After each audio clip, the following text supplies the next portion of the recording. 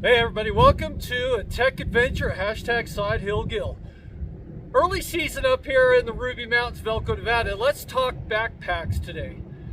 Now, the reason I'm coming to you with this video is it seems like for my personal preferences, I'm always outside the box of what we consider the norm or what everybody's used to. So this time around, talking backpacks, I've been struggling for months, if not for the last season, trying to find a backpack that's going to work for me. Now, what am I talking about? For almost 10 years, roughly, almost a decade, this is the backpack I've been running. Now, for the last couple years, I haven't been able to use the waist belt because I shut that in the door and broke the buckle. The fabric's breaking down. I've got zippers starting to hang. But after 10 years, what more could you ask for a backpack? This thing has been awesome for me. So why is it so hard to replace this backpack with something that I want that provides the same functionality? That's what I'm going to dive into today. And while doing it, we're going to look at what I'm carrying on my back while I ride. So first off, let's back up a little bit. What's so hard about finding a backpack, Side Hill? So maybe some are wondering, why aren't you wearing a BCA or Avi bag? I actually happen to have one, and I'm going to admit that I don't wear it. As much as I would love to, the problem I have is cubic inch space. Enough room to carry what I'm carrying in this bag. Now, what we're going to touch into later, this season I also added the Link tunnel trunk bag. That still doesn't give me enough storage on my back. Once I add the gear that I'm carrying on my back minus the Link, I'm pretty heavy. I've already got a few pounds with the empty BCA bag. So that's the dilemma I face every time I ride, is how can I get an Avi bag that carries the gear I want, that keeps the weight down to where it's manageable and still be functional for what I want to do. I haven't been able to answer that question yet. So currently I don't wear an Avi bag. I use that in my judgment when riding, and I ride safe and don't put myself in avalanche situations where I'm going to be relying on whether or not I have an Avi bag to save my life. You can tend to agree or disagree with that. I get it. So feel free to jump in the comments. Moving forward, let's look at backpacks. So again, this is tend to be called like a day hiker style backpack. Lots of compartments. We're going to dive into that. You can't almost find anything like this on the market anymore. Again, I've been browsing all the popular websites for months, if not 6 months, 8 months, a year, just looking for something to replace this with. And most backpacks nowadays have moved on to a duffel style or stuff style bag. You might end up with a zipper pouch or two on the sides or the front, but most all of your gear, and this again is kind of a day hike or a short 2-day stuff or duffel style bag, everything stuffs through the top. This particular bag, I really have 0 pockets. So this would not work for me because of the gear I'm carrying. I would have to literally empty everything out into the snow to find that one item I'm after. Again, we're going to get into the items of why I'm digging through to find certain things on the snow. But a large selection, if you're searching online, this is the style you're going to be finding. If you take that style, a duffel stuff bag, well, you move into your hunting backpacks. Again, we have the same thing. A top loader, single style duffel, with this being more of a hunting style bag. This one was from Remington. Now granted, now I have a front pouch and a side load or top load, but it's the same main pouch. I have 2 small pockets on each side, and that is it for this bag. 1 main compartment, 1 small front compartment that's about just big enough for a video camera, and 2 side compartments about the same size. So again, this may or may not work for a lot of folks. If you carry things in your main compartment that you want to access from the side, small items, for me, something like this will not work. Now, I've been through Mystery Ranch, Kelty, REI, North Face, multiple brands just browsing, and what I'm looking for again is a day hiker style with multiple pouches. So what this bag offers me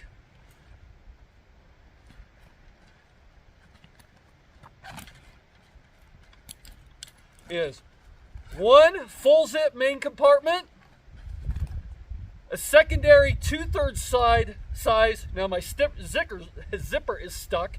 2/3 size main compartment, a front load. This is that camera size compartment that the Hunt Pack offered.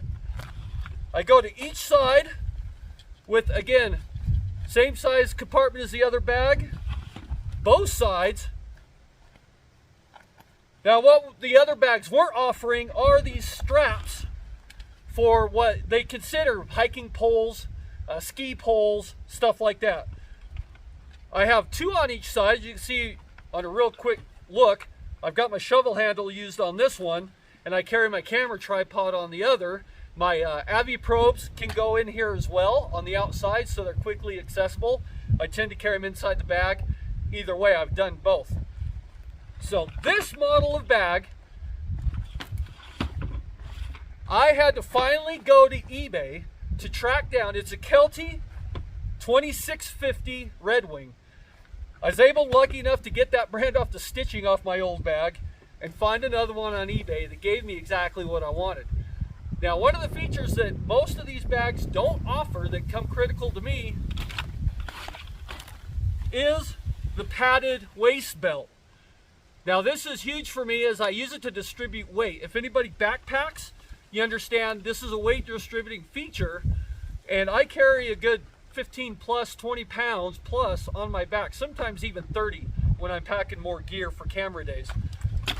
Now, the bag I ordered did not come with one, so I get to go looking on eBay and on the internet again to find a universal style padded waist belt, because a lot of your mountain hiking backpacks weren't coming with that, or excuse me, the day hiker backpacks online weren't coming with that for most manufacturers. To get into a padded belt, I was starting to get into a multi-day long distance trip, big backpack, which was over 30 cubic inch. So my backpacks are running that about 20 to 30, actually 25 to 30 cubic inch, to give you an idea of the size. So I had to resort to eBay. Once this bag wears out, I may be SOL, and we all know what that stands for.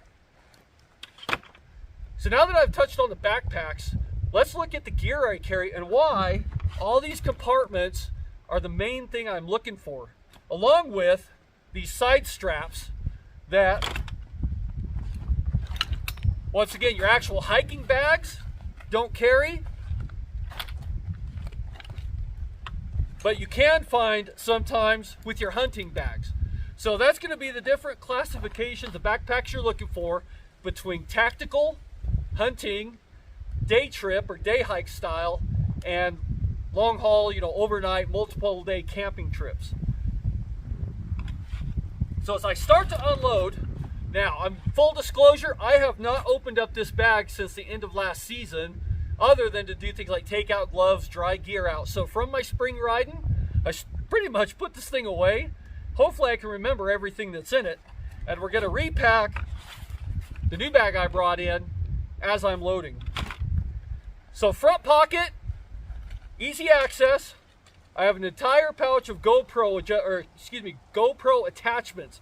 These are multiple adhesive clips that I'll throw on sleds, replacement clips for the back of my cameras in case I break one. So that's something I dig into for filming purposes. If we're on the mountain and I want to throw a GoPro on somebody else's sled, this is an item I'm going to be digging into, but I don't dig into it a lot.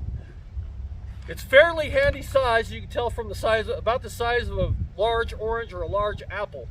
That goes in my small front compartment. As I continue to dig in there, nothing left. So I used to carry camera batteries in there. I stopped doing that because the cold would get to that camera battery. And now I carry camera batteries, again, almost a fistful worth, on the inside pockets of my snowmobile gear, keeping them warm. So again, my secondary pouch, the 2/3 I call it, my zipper's broke or stuck. There, just got to run stuck. So let's move into my full first aid kit: cigarette lighter, fire starter, Carmex, painkillers like Vicodin and hydrocodone for injury, a SAM splint, ACE bandage, sterile gauze pads, the big 4x6 trauma pads is the bulk of what I carry for a first aid kit. So let's open up that second pouch. Now again, on this Kelty bag, because it's a second, I have a sewn in bag, which is a kind of a separate compartment, and on it has multiple small sleeved compartments, which we'll get into here in just a second. So I can take my first aid kit, shove it down in that secondary pouch.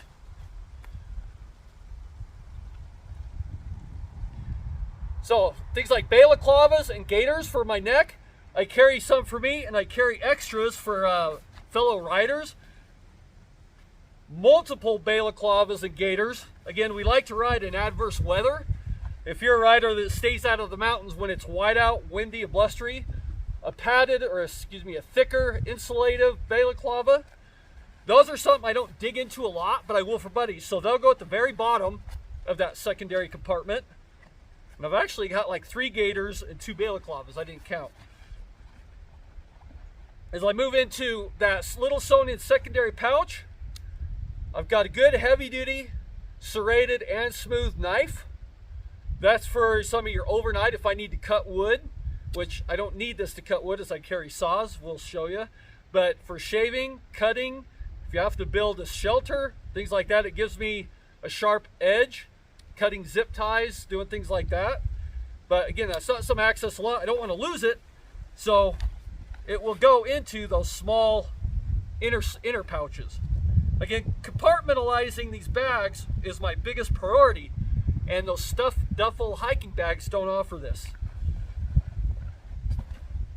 So one thing I am noticing I'm missing out of here that I carry is a Ziploc taped up package of AA or AAA batteries. I must have broken into those last year, I don't remember. That will go in the second pouch here. And I lied. They are right there. So looking at them, these I'll replace this year. I can see some discoloration. There's some older batteries. So these would go right in one of my second pouches there.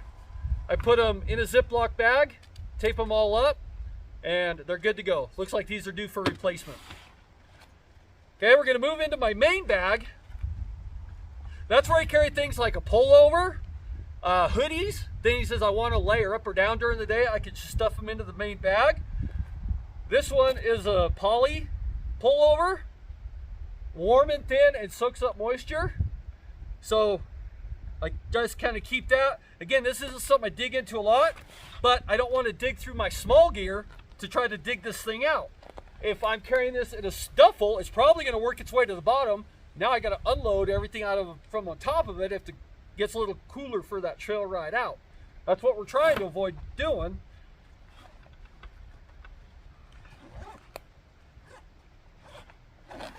So let's open up our bag. I'm going to set that right in there because I know there's other things at the bottom of my bag. I carry my shovel. This one's the Snow Big Deal shovel saw. For a long time I carried the HMK. She finally got her use. This one's built a little better. It's a stronger blade. It looks like to me it's a bigger blade. So this year I went with the Snow Big Deal shovel saw.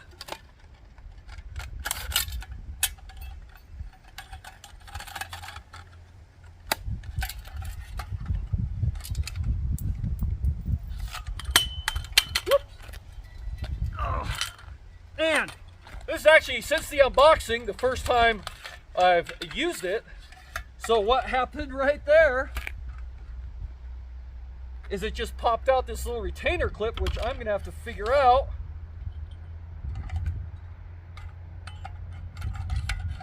something went haywire. So this isn't a shout out for the Snow Big Deal shovel. We get to go back and experiment what happened there. But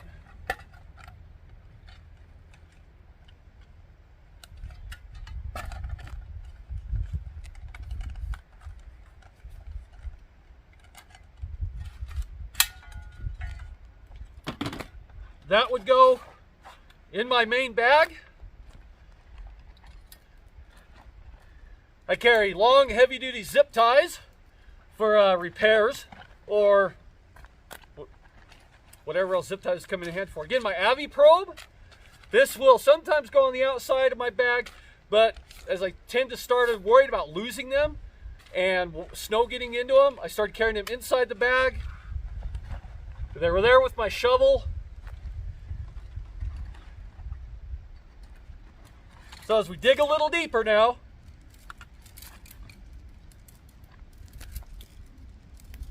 a lot more zip ties. As you can tell, I've had some woo-haws in the backcountry. So lots of zip ties, and if not for me, then for my buddies. Metal water bottle, so I can melt snow and cook water if I ever need to. That's an overnight survival tool. We call this just a little buckle strap. I get these from the underground mine I work at, so they come in handy for anything, whatever. I'm still digging out zip ties. I do need to kind of bundle those together. Flagging.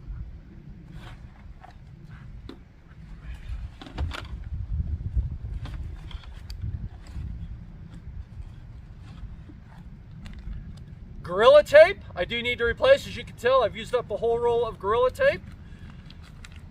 Fiber flex for wrapping A-arms. These are repair tools that go in the bottom.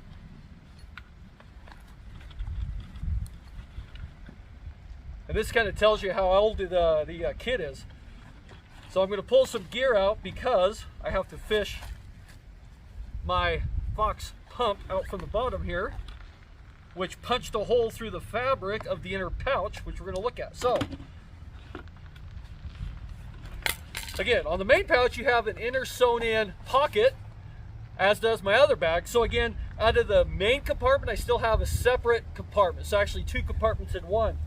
That comes in handy because, aside from the gear I just threw in, like I said, I can actually take my cold weather, super padded, heavy duty gloves that I never wear snowmobiling because they're too thick and too bulky until it's time to come on that ride out and my hands are freezing.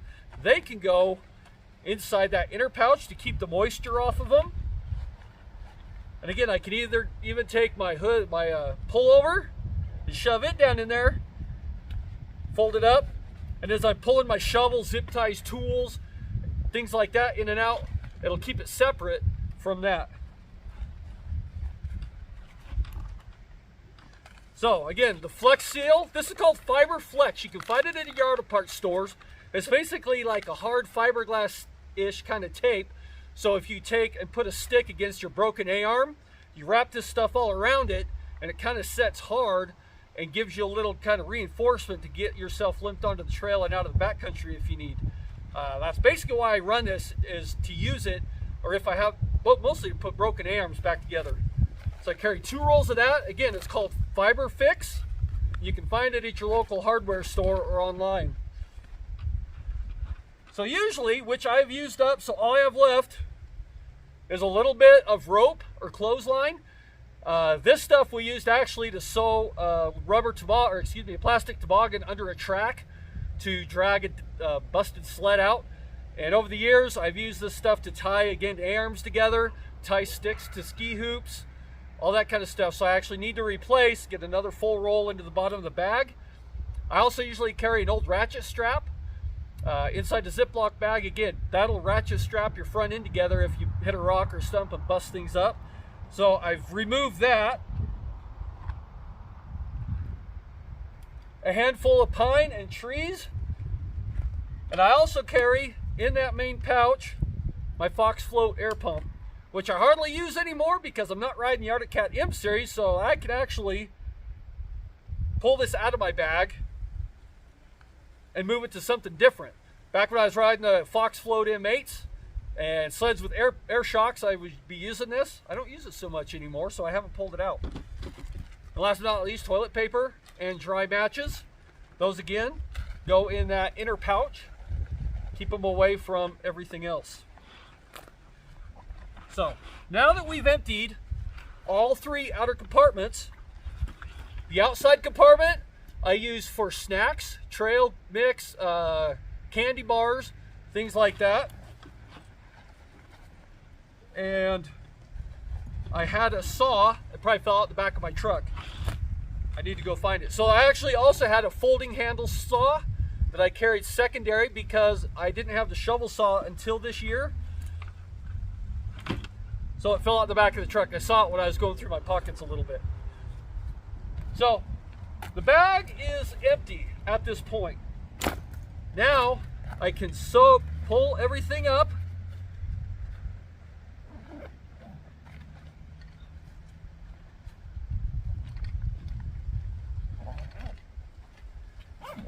And we'll take a look. Also in my smaller compartment here is where I'll carry the video camera.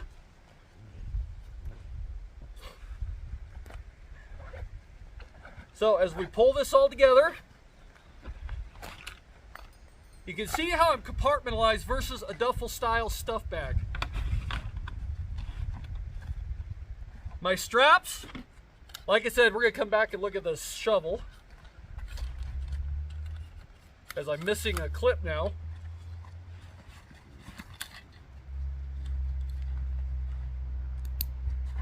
We go here, tripod on the other side.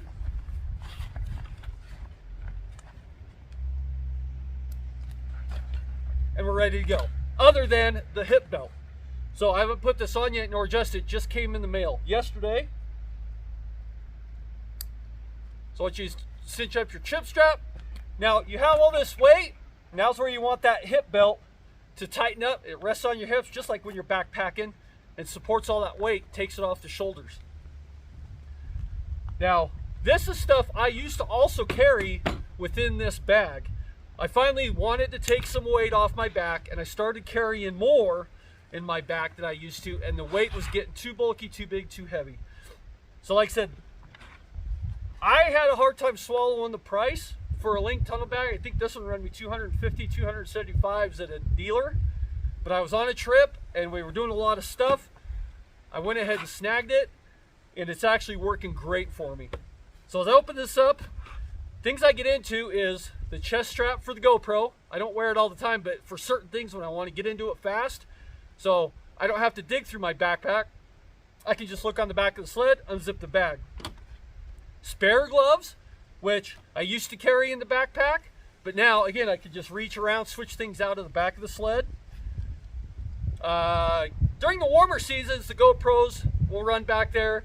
During the heart of winter, they go on my body inside the inner pockets. Again, these anywhere in the backpack or anywhere in the Link will get cold, won't turn on, and as we all know, you barely get any battery life out of them anyway. So I keep these on the inside of my body, on the inside pockets, until I use them, take them right back off, warm them back up. A lot of babysitting with GoPros. I carry a second pair of trail gloves. These are leather from Judge Gear, so they're great at being water repellent.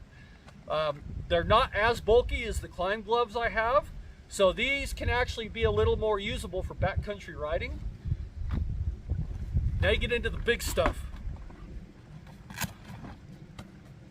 Mavic drone, my Judge goggle lens case, which carries all the lenses we need, different colors. I've got 6 different colors in here for the magnetic goggles, so I can switch them out for any and all conditions. And my Oxbow helmet light when we're coming out at dark. Last but not least, maps from all the mountain ranges I ride, from the Sierras to the Ruby Mountains to Idaho to Utah. Everywhere I go, I'll hit the Forest Service office, pick up a map, and carry it in my bag. So any road trip we're ever on, we got the maps to figure out where we're going.